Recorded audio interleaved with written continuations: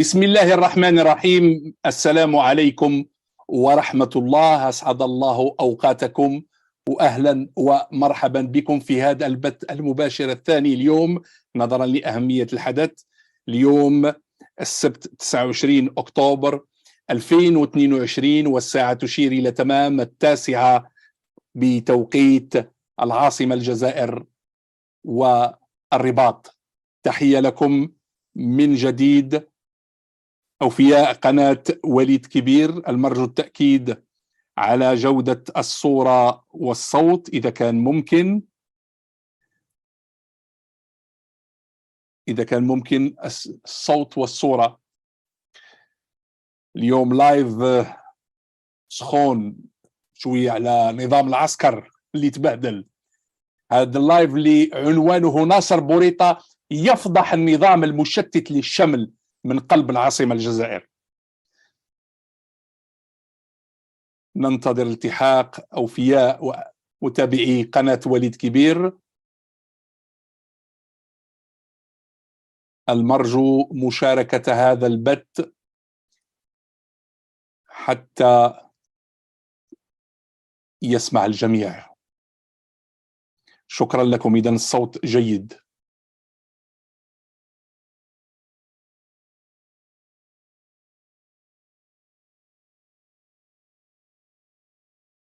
والله لا أفضحهم اليوم.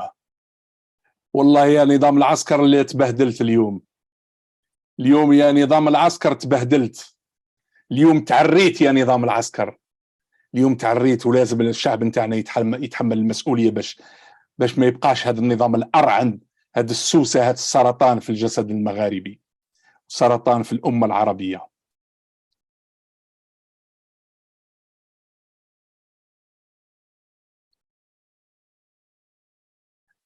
حفظكم الله على كل هذه الكلمات.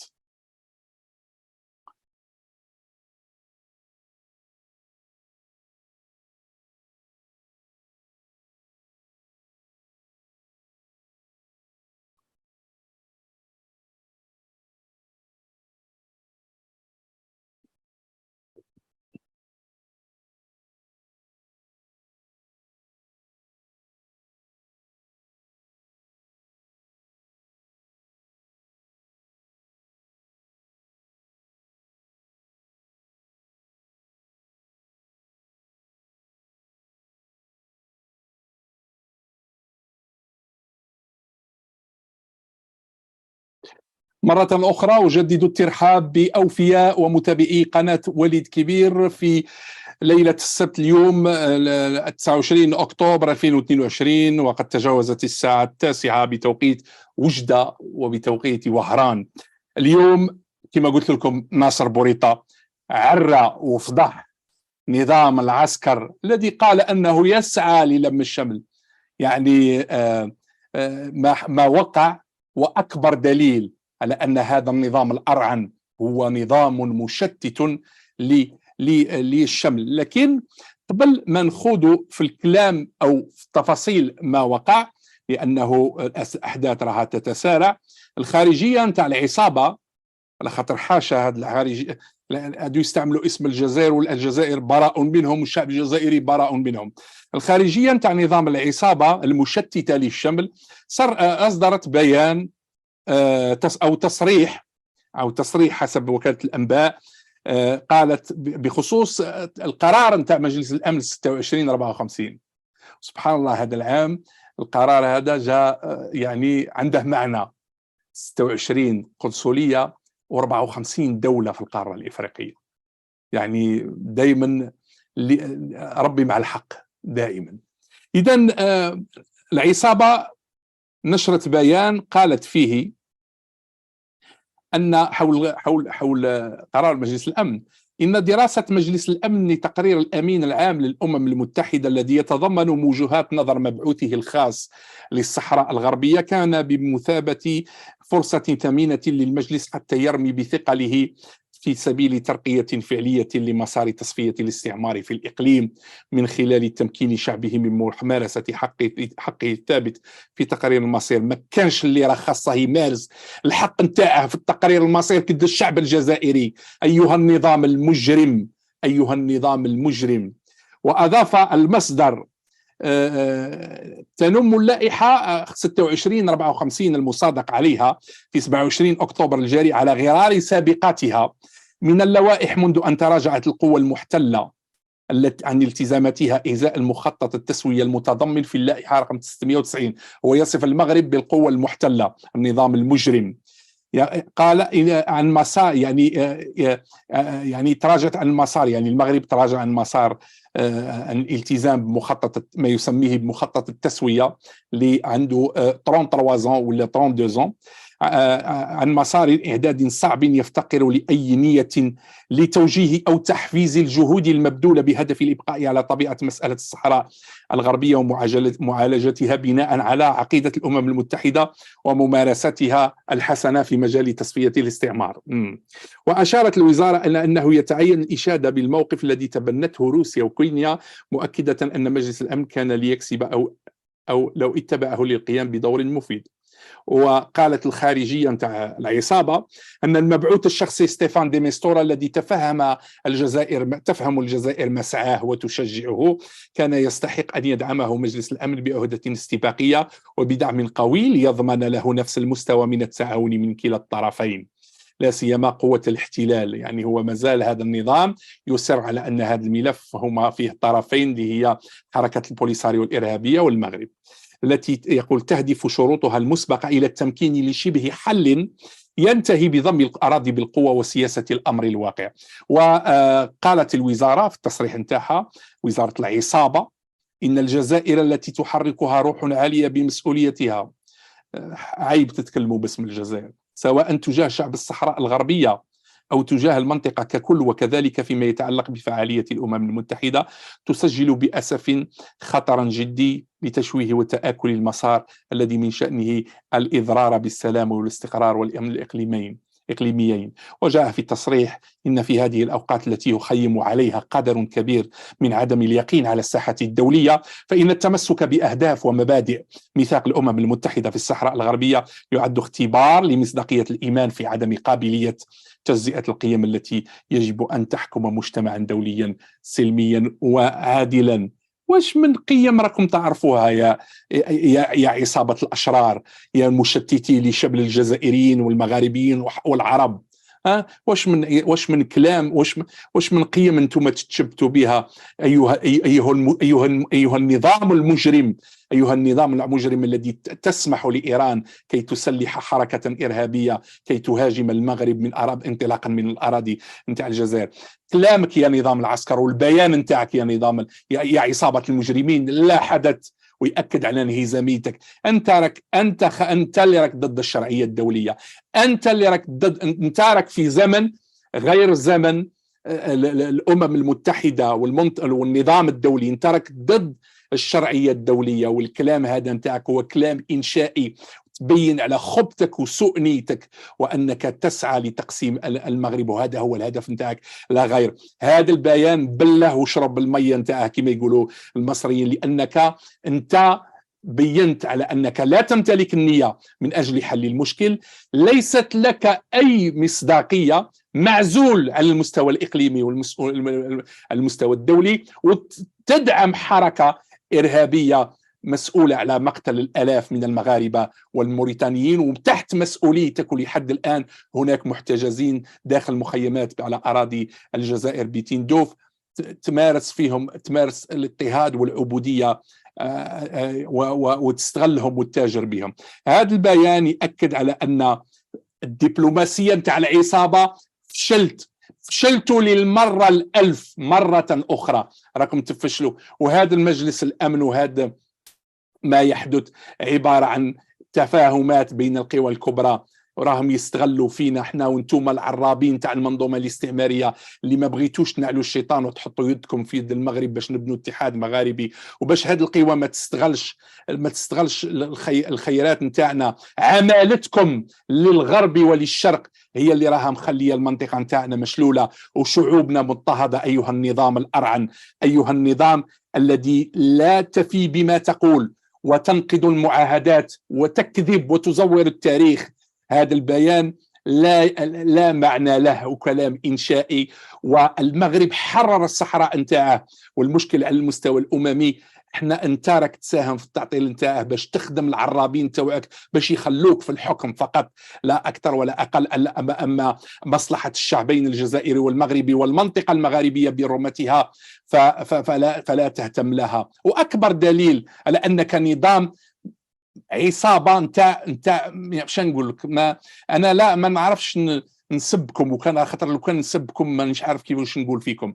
انت نظام جبان، انت نظام جبان وما تهمكش مصلحه الشعوب. لا بروف اليوم ناصر بوريطه لما جاء الى الجزائر، باش جاب طائره مغربيه تابعه للقوات المسلحه الملكيه، جيت جولف ستريم، حطت في مطار هواري بومدين. ماشي قبل عام درتوا في المجلس الاعلى للامن انه يمنع على الطيران المغربي سواء العسكري او المدني باش يروح في المجال الجوي تاع الجزائر، لكنكم من اجل قمه استعراضيه باش تبانوا بلي زعما راكم احتضنتوا وجمعتوا العرب في قمه استعراضيه فاشله مسبقا، سمحتوا لطائره ناصر بوريطه باش تحط في مطار الاخر. ولكن ما تسمحوش لينا احنا كعائلات جزائريه في المغرب ولا عائلات مغربيه في الجزائر باش تصل الرحم نتاعها، باش تشوف داويها، باش تزور بلادها. ما تقدروش، مانعين علينا. والله ما تربحوا يا نظام العسكر، يا عصابه المجرمين ايها الجبناء.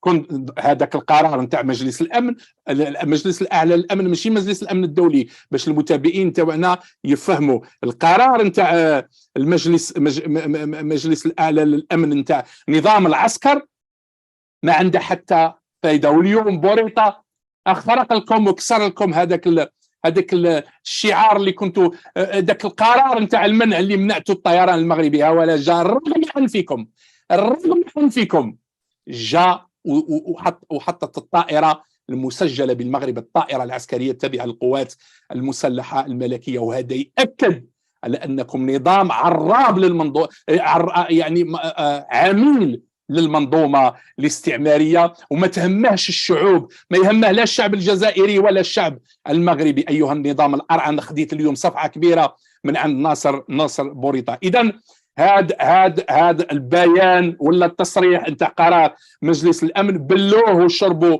الميه نتاعه، وقعدوا تكذبوا على هذوك اللي راكم محتازينهم، وقعدوا بتواطؤ مع هذوك اللي راهم يخدموا عندكم، هذيك العصابه الارهابيه اللي بيان سور يخلصوا من اموال الشعب الجزائري باش يستمروا في هذوك المناصب اللي اعطيتهم لهم، ويبقى الشعبين الجزائري والمغربي يعاني وتبقى المنطقة المغاربية تعاني. إذن نظام العسكر يجر ديون الهزيمة.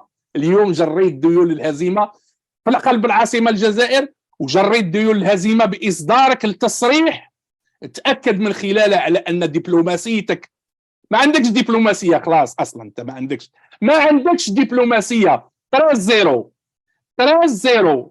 13 دولة صوتت للقرار، دولتين امتنعا، ولا دولة واحدة في مجلس الأمن قالت لا، الكلام اللي يقوله نظام الحاكم في الجزائر هو الكلام الصحيح. ولا دولة واحدة أشارت إلى ما تكتبه وما تقول عنه يا نظام العسكر. وبالتالي خاصك ترفع الراية البيضاء، أيتها العصابة المجرمة. هذه العصابة المجرمة اللي ما عندهاش في الأصول، واللي ما تحشمش، واللي لا علاقة لها مع الشعب الجزائري. أنا بكل صراحة أشك في جينات هؤلاء. على خاطر علاش؟ الشعب الجزائري سي با نورمال يجيك ضيف مثلا لدارك، ويدخل للصالة وما تجيش تسلم عليه. وين صارت هذه؟ كيفاش وزير الخارجية نتاع المغرب اللي هو دولة هامة وعضو في جامعة الدول العربية يجي زاير وداخل الجزائر ما تخرج لهش يا العمامرة وتستقبله؟ هذا عقدة، هذه عقدة فيك وعقدة نتاع نظامك. انتم مشكوك في الجينات نتاعكم، انتم مشكوك في جيناتكم. انتم جو كخوا لي ديسوندون تاع لي فاندال. ما اون بارل با، ما نتكلموش على لي ترك وعلى لي فرونسي، لي فاندال المخربين اللي جاوا عاشوا في الجزائر. يعني بكل صراحة انتم ناس عاقلين في عقلكم، انتم ناس نورمال، انتم ماشي ناس نورمال، انتم مرض. انتم مرضوا فيكم لا ماغوفوبيا. النهار اللي مشى عبد الرشيد طبي وزير العدل باش يسلم الدعوه الرسميه لجلاله الملك، استقبله ناصر بوريطه عند الباب نتاع الوزاره. شوفوا الناس اللي مأصله واللي عندها علاش تحشم، اللي عندها علاش تحشم. ناصر بوريطه ثاني كان قادر يستناه سوا الفوق، سوا ما يستقبلهش خلاص، ما يستقبلهش خلاص، سوا الجارديني يستقبله. علاش رحتوا رسلتوا كاع داك وزير العدل ورحتوا بهدلتوه وقدمتوا الدعوه؟ كنتوا تجوا غير عند زوج بغال وتقيسوا البريات تحت البارير تاع الحدود، على خاطر ما تحشموش نتوما. كان قادر نصر بوريطه ما يستقبلاش. بصح المغاربه رجال، المغاربه مأصلين، والجزائريين الشعب الجزائري ماهوش هما نتوما. الشعب الجزائري اصيل وكريم. الشعب الجزائري ما كيفاش هذه واحد يجي عندك ما تستقبلاش؟ وين صرات؟ وين صرات هذه؟ وين صرات؟ شكون نتوما؟ شكون نتوما؟ نتوما دي الجزائريه؟ نتوما ماشي جزائريين، نتوما مانيش عارف منين جايه التصيله نتاعكم. ما عندكمش الاصل، ما عندكمش الاصل وما تحشموش. بصح ربي دائما يعطي الواحد على حساب نيته، ربي دائما يعطي الواحد على حساب نيته. وهنا غادي ندير لكم كومباريزون، باش تشوفوا هذا النظام الارغن كيفاش ما يحشمش. شوفوا كيفاش كيوصل ناصر بوريطه رغم انه ما استقبلاش هذا جو سي با منين جاي، رغم انه ما استقبلاش. شوفوا ناصر بوريطه كيفاش جوطوا عليه كي نحل صحافه النظام. غادي نوريكم باش تشوفوا. الور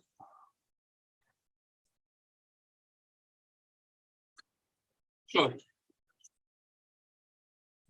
هنا نبارطاجي، نسيت سمحوا لي.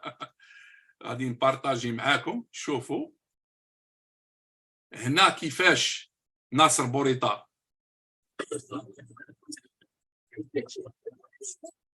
كيفاش يعني ما استقبلتهش يا العمامره. شوفوا الصحافه كيفاش جوطت عليه كوم ستار. وسيتي فري، سيتي اون ستار اجوردي في السوميتاري. كان نجم بدون منازع، ولا وزير خارجيه عربي تم داروا عليه كما داروا على ناصر بوريطه.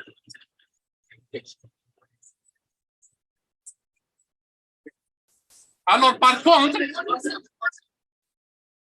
بار كونتر هنايا غادي نشوفوك يا العمامره. شوفوا هذا زعما الوزير نتاع العصابه في بلاده، جوطوا عليه كيما ناصر بوريطه. لا راكم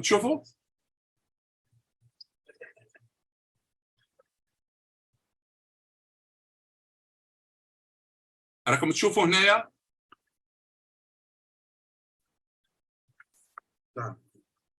اذا معذره. شفتوا كيفاش ناصر بوريطه اللي ما بغاش يستقبله هذا الشخص الذي لا يفهم في الاصول. انت دبلوماسي كيما هاك، دبلوماسي يستقبل الضيف نتاعه، يستقبل داك زعما تجاهلوه واعطيته اوامر المخابرات نتاعكم، عطات اوامر للاعلام باش ما ينشروش. وراني وضحت لكم يعني بكل صراحه هذا النظام، هذه العصابه بليتو، خاطر دي فوا نغلط ننسى. ما تستاهلوش كلمه نظام. انتم ما تستاهلوش كلمه نظام. هذا العمامره اللي ما شغل خاف من ناصر بوريطه، ناصر بوريطه اللي سجل اسمه بكل صراحه بالتاريخ بعمليه قص شريط افتتاح قنصليات بالصحراء المغربيه. عقدكم هذا بوريطه، عقدكم بكل صراحه. اذا قلت لكم هذا العمامره هذا وش قال منين شغل اليوم في الافتتاح نتاع هذا الاجتماع التحضيري للقمه العربيه. شاقاس باش تعرفوا بلي هذه عصابه نتاع مجانين. قال لهم راكم شفتوا في اللايف، دعا الى عدم التدخل في شؤون الداخليه للدول العربيه، وعلى الجميع احترام سياده الدول العربيه ووحدتها. يا سلام، يا سلام يا العمامره، راك من نيتك، راك من نيتك. سي فري سي فري سي فري، انت راك تدعي الى عدم التدخل، الجزائر تدعو الى عدم التدخل في شؤون الدول العربيه. واش راك دير مع المغرب؟ واش راك دير مع المغرب هذه 50 عام؟ أليس تدخلا في شؤون الدول العربية؟ بوزات مالات فيكم من سكيزوفرين، واحترام وحدة وسيادة الدول. يا سلام، يعني بكل صراحة أنا ذهلت من هذا النفاق نتاع هذا النظام أو هذه العصابة المجرمة. تكلم، خرجت الصحافة وبدا الدق. جاء كيقول له السي ناصر بوريطة، قال لهم يا ناس، أنا نقدم مشروع إدانة، وهذا طبعا بدعم عربي خصوصا من دول الخليج، إدانة البوليساريو أو إدانة إيران أو إدانة النظام الملالي المجرم الإرهابي اللي وضع يده في يد هذه العصابة الحاكمة في الجزائر. قال لهم هذه إيران، هذا النظام راه يسلح الحركة نتاع البوليساريو بطائرات درون، واعطاهم الدليل. سي العمامرة ما عجبهش الحال، قاطعه. يعني هذا المشروع ما رفض، قال له لا، ما انت دوله، الجزائر دوله كما جميع الدول، كل واحد احنا خاص يخضع هذا الامر للتصويت. الى غيزون سي ناصر بوريطه عنده الحق. ما رضاش العمامره، ما رضاش رفض سؤال السي ناصر بوريطه وغادروا وزراء عرب واحد اخرين. ونأكد لكم باللي هذه القمه اذا ما تبناتش مشروع ادانه ايران والتدخلات نتاعها ستفشل فشلا ذريعا. غادي تفشل فشل ذريع. غادر ناصر بوريطة ومشى وخذ الطائره تاعه ورجع للرباط، وكنت نشرت طائره عندما كانت فوق سماء فاس، لان ناصر بوريطة تكلم على امر، تكلمت ما جابهش جديد، كانت تكلمت عليه وبموافقتك يا العمامره. انت كنت وافق وما تكلمتوش عليه اللجنه الوزاريه العربيه المكلفه بالتدخلات، بمتابعه التدخلات الايرانيه في الدول العربيه. كل الدول العربيه لا تقبل ادانه او تدخل نظام الملالي في الدول العربيه. انتم بغيتوا ديروا قمه لم الشمل مع نظام طهران ومع نظام بشار المجرم، ما بغيتوش ديروا قمه لم الشمل مع العرب، وبالتالي غادر ناصر بوريطة. وهذا مؤشر على انه ممكن ان المغرب ما غاديش يكون، انا ما نقدرش نقطع باش يعني ناكد لكم، ممكن يكون هناك تمثيل، ممكن ما يكونش هناك تمثيل. ناصر بوريطة قال لهم هذه الحركه اللي راها تتلقى الدعم من عند ايران، اللي انتقل من التدريب الى التسليح، راها محتضنها هذا النظام اللي راه يقول غادي ندير، راني داير قمه نتاع الشمل. اي عقل هذا. وبالتالي حمل ناصر بوريطة المسؤوليه للعصابه الحاكمه في الجزائر، وصل كلامه اللي كان لازم يوصل من قلب العاصمه الجزائر، وانا نحييه لانك قلت ما كان يجب ان يقال على مستوى جامعه الدول العربيه. خرجت الابواق نتاع نظام العسكر، خرجت شا تقول؟ غادي نقرا لكم واحد المقال لدى واحد الصحيفه من الابواق نتاع نظام العسكر، قال بان بوريطة يقوم بتصرفات صبيانيه في الاجتماع الوزاري القمه العربيه.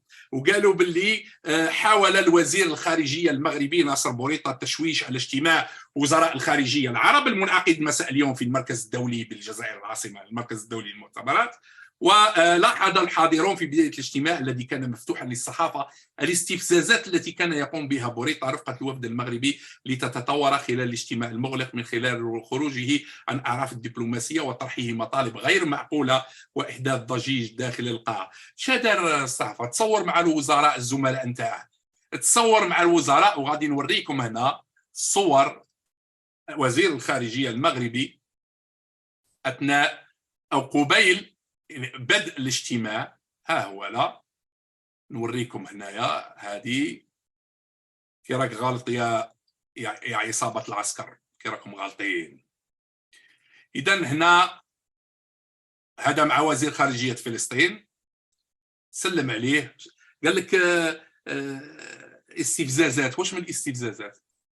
يسلم على هاولا تاع قطر، وراني جايكم تاع قطر، راني جايكم تاع قطر. هذه حتى واحد ما تناولها، غادي نقول لكم تاع قطر واش دار. هذه اذا هذه مع وزير خارجيه قطر، هذا وزير الخارجيه الكويتي،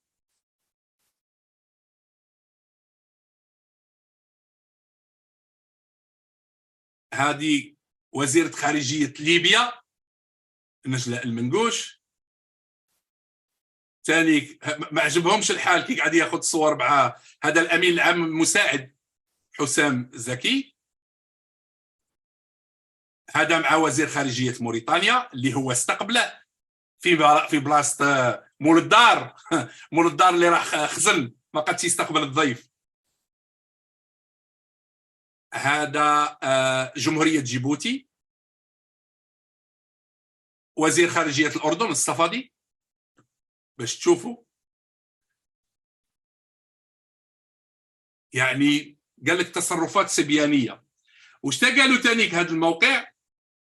قالوا باللي طلب وزير الخارجيه المغربي اكثر من مره الكلمه، وحاول باسلوب غير لائق توجيه اتهامات لبعض الدول العربيه وعلى راسها الجزائر مع ذكر اسماء دول اخرى غير عربيه.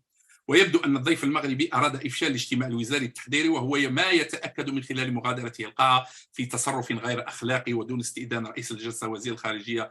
ايش يستأذنه؟ يا ما استقبلهش، كيفاش يستأذنه؟ يستأذن واحد ماشي متربي؟ يستأذن واحد قليل الاصل. بكل صراحه اللي ما يستقبلش الضيوف ما هوش مأصل. علاش يستأذنه؟ ما يستأذناش. كان عند الباب استقبله باش يستأذنه الى 1000 ريزون.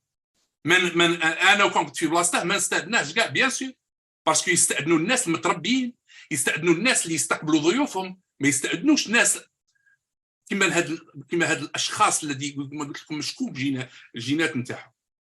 المقال واحد اخر اللي راهم يدرقوا بصح اغبياء، والله لا اغبياء.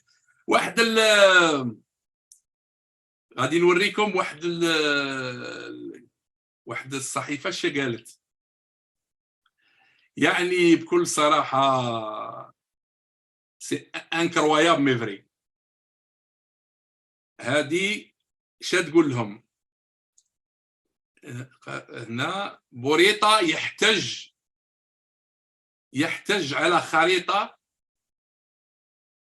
سيت باج نيكزيست با. هذه المهم بوريطه قال لك يحتج على خريطه. غادي باسكو انايا كلشي نصوره سكرين شوت، كلشي نصوره على اصابه النظام العسكري. غادي نوريكم الان الصوره، نبعثها هنا باش تشوفوها، باش ما نتبلاوش حنا على الناس، حنا نتكلموا بالوثيقه. هنا غادي نوريكم شقلت هذا الموقع لابوريطا يعني بكل صراحه سيدي زامبيسيل، والله لا سيدي زامبيسيل. الور هيا لا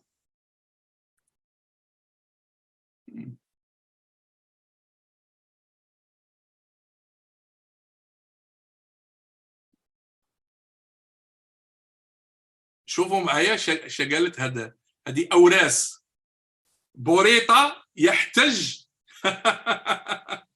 بوريطا يحتج على الخريطه المعتمده من طرف جامعه الدول العربيه، والعمامره وابو الغيد يؤكدان انها خريطه معتمده من طرف الامم المتحده. يا سلام على الغباء نتاع نظام العسكر والاعلام نتاع نظام العسكر. يا اغبياء يا اغبياء اللي يحتج هما انتوما، لان الخريطه المعتمده وكما غادي نوريها لكم في الصوره، الخريطه المعتمده من طرف جامعه الدول العربيه تعترف بمغربيه الصحراء. هيا لنوريها لكم. يعني باش يقول مبرر باللي بوريطا زعما شغل بوريطا احتج على الخريطه. واش من خريطه يحتج عليها وهي الخريطه؟ هيا غادي نوريها لكم باش تعرفوا باللي اعلام نظام العسكر الغبي والذي لا يعرف ماذا ينشر. ها هي الخريطه باش تشلوا عينيكم. ها هي الخريطه تاع جامعه الدول العربيه. ها هي التي تؤكد على ان ما بين المغرب وموريتانيا حدود، وان الصحراء ارض مغربيه. الصحراء ارض مغربيه. استمعوا مليح يا نظام العسكر. غادي نحي لكم الان باش ناكد لكم بلي هذا الاعلام مسكين ما راه عارف شراه يدير وبيرتيربي ومفعفعته العصابه الحاكمه. هذا ماشي هذا الاخر كيقول له هذا الموقع، لا شين دو تيليفزيون، لا شين دو تيليفزيون اللي وريتكم قبيلات قناه الجزائر الدوليه ياك قرصتها جامعه الدول العربيه. وغادي نوريكم هنا القرصه اللي داتها جامعه قناه الجزائر الدوليه من طرف جامعه الدول العربيه. وبعد ما انا كنت نشرت، لانني كنت نتابع اون ديريكت كانت تدير قناه الجزائر الدوليه، سجلت هذيك الفضيحه وين نشروا باللي الخريطه كما ها هي لهنا راكم تشوفوا. استنوا غادي نوريكم.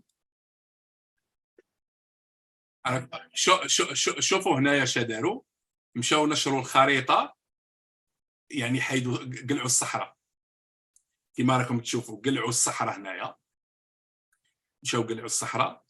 دارت لهم جميع الدول العربيه. انا كنت نشرت على الحين، سجلت هذاك اللي كان اون لايف ونشرت في الحين. المعذره غادي نوريكم. نشرت في الحين هنا وقلت ان قناه الجزائر الدوليه تخرق قوانين تاغيت مباشره جامعه الدول العربيه وتنشر خريطه غير مطابقه لخريطه الوطن العربي المعتمده بشكل رسمي من طرف الجامعه في تقريرها الاخباري عن المغرب. فلتعلم هذه القناه ان اكبر اجماع عربي كان وما زال حول مغربيه الصحراء، وشعار لم الشمل لا يرفعه من يسعى لتقسيم بلد عربي. بعد كانت الساعه 3:30 فايته شويه. شوفوا اش داروا من بعد. ها هي قناه الجزائر الدوليه نشرت الخريطه كما قالت لها جامعه الدول العربيه، كما قالت لك يا جامعه الدول العربيه. باش تعرفوا الاعلام تاع النظام العسكري. هذه ناصر بوريطه ما تعجبهاش. هذه ما تعجبكمش نتوما، ما تعجبكمش هذه نتوما، ماشي ناصر بوريطه. اذا وكنت كتبت عليها وسميت وقلت ان قناه الجزائر الدوليه تلقت انذار من جامعه الدول العربيه، وها هي نشرت الخريطه الرسميه. وقلت باللي داو قرصه، ديتو قرصه يا قناه الجزائر الدوليه. ونعاود ناكد عليها ان كجزائري الصحراء مغربيه ومؤمن بوحده وسياده المغرب على جميع اراضيه. هذا هو النظام. اليوم تعرى وتبهدل والقضيه تفركتت. هو بغاها تتفركت لانه هو ما يامنش بلم الشمل، ما يامنش بوحده احترام وحده وسياده المغرب ووحده وسياده الدول على اراضيها. وبالتالي جاء سي ناصر بوريطه قال لهم ها هو الواقع. بغيت خاصكم الا راكم باغيين لم الشمل خاصكم تتوقفوا على التبهليل تاعكم. الا راكم باغي تلموا الشمل خاصكم تطبقوا الكلام اللي تقولوه. نحترموا وحده وسياده الدول، احترموا وحده وسياده البلد الجار. ماشي على 15 ولا 20 الف واحد راكم حابسينها وغالقين عليها اونسيركلي في تندوف باغي تقسموا بلاد وتقلعوا له من مساحته 270 الف كيلومتر مربع. هذا لا يمكن ان يصدقه عاقل. والشيء اللي درتوه طحتوا في شر اعمالكم. وناصر بوريطه فضحكم. ناصر بوريطه فضحكم وعراكم اليوم، فضحكم وعراكم اليوم وبين على انكم تتناقضون مع انفسكم. واعتقد انه ان هذا النظام سيتلقى صفعات اخرى خلال الساعات المقبله.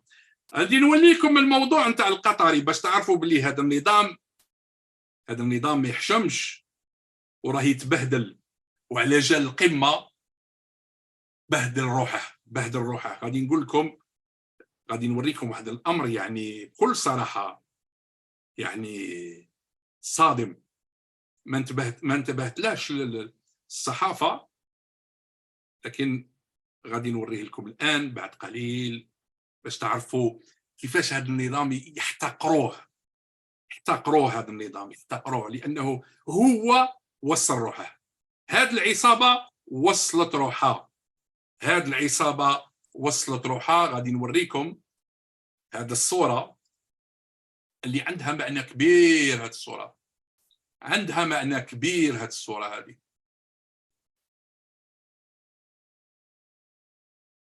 عندها معنى كبير عند العرب. هذا نائب وزير الخارجيه، ماهوش هو الوزير الخارجيه القطري اللي هو محمد بن عبد الرحمن، جا غير لاجوان تاعه. شوفوا كي راه مريح قدام العمامره، شوفوا قدام ممثل العصابه كي راه طالق رجليه اون فاس ليه. راكم تشوفوا، انظروا الى هذا المنظر. هذه تاع احنا ما نسمعوش بكم، احنا واعرين عليكم. شوفوا هذا المنظر هذا، هذا عنده معنى كبير. هذا شغل انايا، شغل نتايا ما ولا حاجه بالنسبه لي. وسقسوا اصحاب الخليج ما معنى هذا اللقطه كيما هذه القاعه اللي كيما وضحت في واحد التغريده، الطوابل كبار على لي فوتاي، ما عندهم دي بون ديزاينر، ما عندهم دي بون ديبلومات، ما كان والو. ردوا بلادنا، ردوها زريبه، ردوا بلادنا زريبه. هذا النظام شوفوا الاهانه كيفاش يهينه، هو يلي بوان دو لوي في الكراد. شوفوا كي دار له باش تعرفوا بلي هذا النظام من اجل قمه استعراضيه قدم تنازلات كبيره، ويدي في الصفعه ويدي في الكفوف. هذا هو نظام العسكر اللي تعرى اليوم وفضحه ناصر بوريطه، ووصل الميساج وبين بانك راك خارج مجال التغطيه. انتم راكم عايشين دون اون اوتر بلانيت. انتم ما عندكم تقاليد الشعب الجزائري، ما عندكم اللي يروح الانتماء للامازيغ شمال افريقيا ولا للعروبه الامه العربيه. ما عندكمش انتم الرسل تاعكم جو سي با، انتم ان ميلونج دي كولونياليزم على مدار قرون. هذا هو النظام الارعن اللي راه يحكم في في في في في, في بلادنا. وندعو الله ان شاء الله يسقط هذا النظام باش نرتاحوا، باش ترتاح المنطقه نتاعنا من نظام كذاب وعصابه نتاع مجرمين ونتاع منافقين. اكتفي بهذا القدر واضرب لكم موعدا ان شاء الله في بث مباشر اخر، والتطورات على مدار الساعه بخصوص هذا المهزله وهذه قمه تشتيت الشمل اللي راهي تنظم فيها العصابه المجرمه الحاكمه في الجزائر. دمتم في رعايه الله وحفظه، والسلام عليكم ورحمه الله تعالى.